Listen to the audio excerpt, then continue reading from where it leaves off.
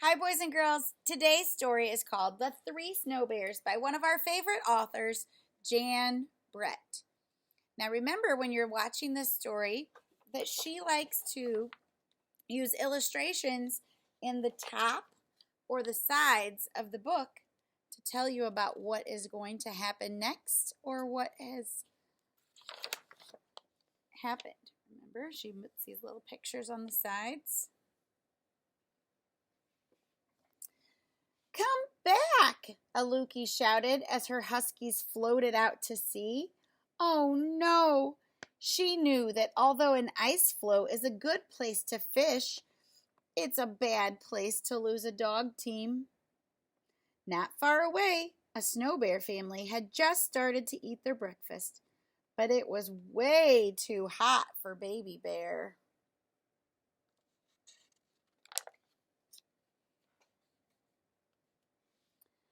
Ow-wee! Yelled Baby Bear. My breakfast burned my mouth. We'll go for a stroll and let the soup cool, Mama Bear said.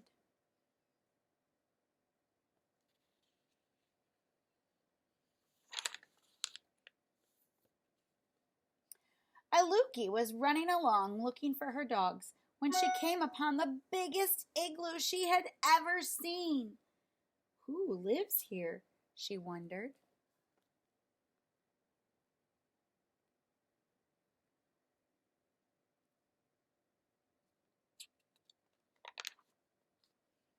Aluki ducked inside.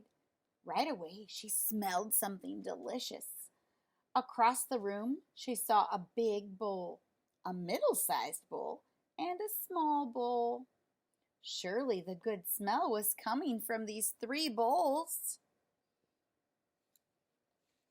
Look, there's the bears on their stroll.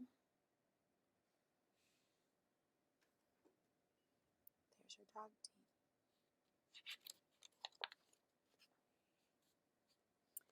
Aluki took a sip from the biggest bowl. Ow! She cried out.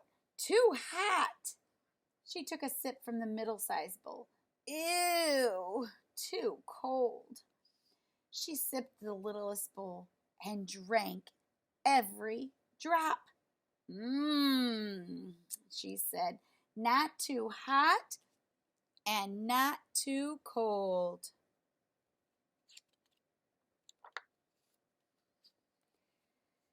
In the next room, Aluki spotted three pairs of beautiful boots standing in a row. She put on the biggest boots. Too big, she said. She put on the middle-sized boots. Too fancy, she said. She put on the littlest pair of boots. Just right, she said, wiggling her toes in the soft fur lining.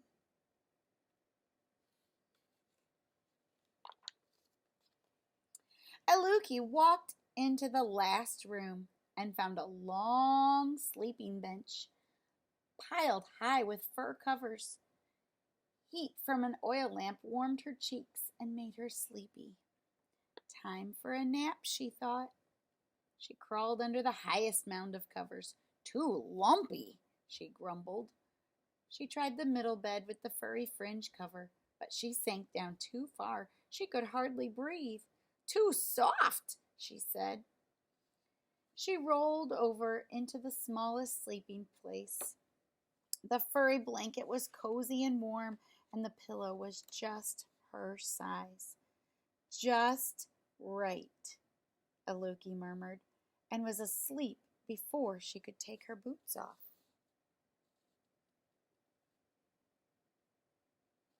Oh, look what's coming up.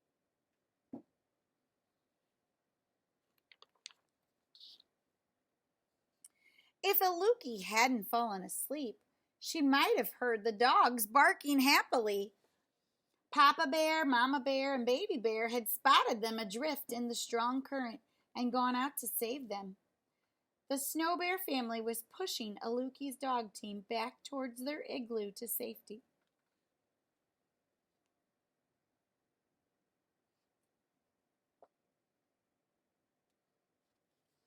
What are they going to find?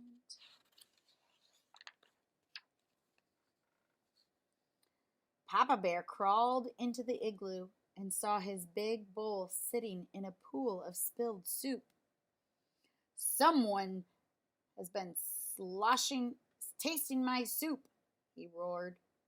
Mama Bear rushed in and saw that her soup had been sloshed around too.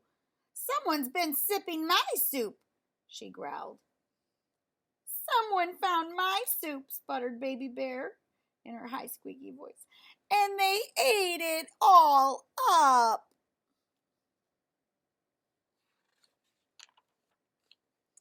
Papa Bear ran into the next room and saw his boots in the middle of the floor. "Someone's been trying on my boots," he said in his big bear voice. Mama Bear put on her fancy boots. "Someone had these boots on," she huffed, "and the fur is all bunched up." Baby Bear saw that her boots had disappeared. "Someone has taken my boots and left behind these not as good ones," she wailed.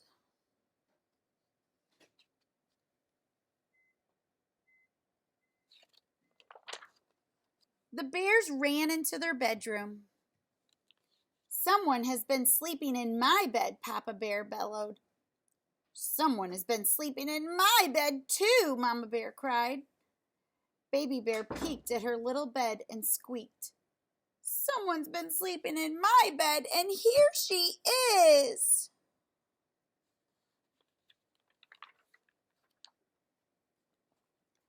Aluki opened her eyes and saw 3 bears' noses only inches away.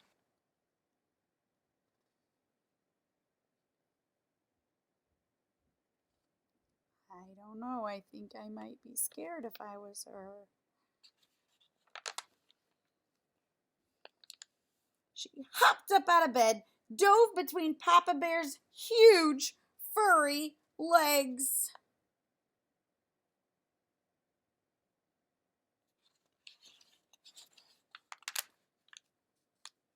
Quicker than a seal, Aluki ran from room to room until she burst outside. Her huskies bounced around, barking and smiling their doggy grins.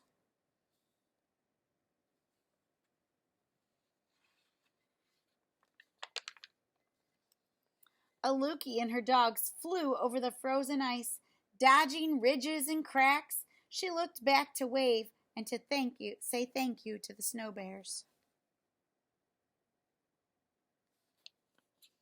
She couldn't see them, but she heard a big, gruff voice, a middle-sized voice, and a high, squeaky voice calling to her. "Bye-bye. Bye-bye. Bye-bye." The end.